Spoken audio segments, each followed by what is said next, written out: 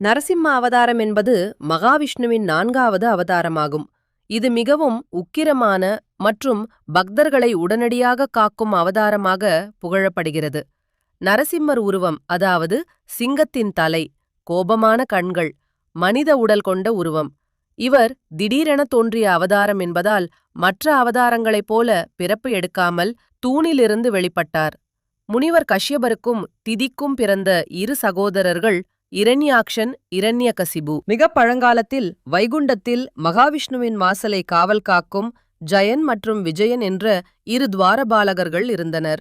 ஒருமுறை சனகர், சனந்தனர், சனாதனர், சனத்குமாரர் என்ற சனகாதி முனிவர்கள் வைகுண்டத்திற்கு வந்தனர்.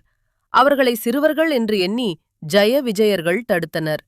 இதனால் கோபமடைந்த முனிவர்கள், நீங்கள் விஷ்ணுவின் அருகிலிருந்தும் அவரை அறியாமல் இருக்கிறீர்கள். எனவே 3 பிறவிகளில் அசுரர்களாக பிறந்து விஷ்ணுவால் கொல்லப்படுவீர்கள் என்று சாபமிட்டனர். விஷ்ணு வந்து, சாபத்தை மாற்ற முடியாது, ஆனால் 3 பிறவிகளுக்குப் பின் நீங்கள் என்னிடம் திரும்புவீர்கள் என்று ஆறுதல் கூறினார். முதல் பிறவி இரண்யாட்சன், வராக அவதாரத்தில் வதம் செய்யப்பட்டான். 2வது பிறவி இரண்யகசிபு, நரசிம்ம அவதாரத்தில் வதம் செய்யப்படுவான்.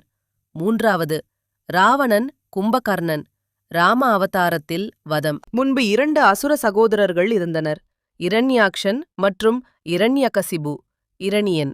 மகாவிஷ்ணு வராக அவதாரத்தில் இரண்யாக்ஷனை வதம் செய்தார். இதனால் கோபமடைந்த இரண்யகசிபு தன் சகோதரனுக்கு பழிவாங்க வேண்டும் என்ற எண்ணத்தில் மந்தார மலையின் குகையில் சென்று கடும் தவம் செய்தான். ஆகாரம், தண்ணீர், தூக்கம் எதுவும் இல்லாமல் பல ஆண்டுகள் தவம் இருந்தான்.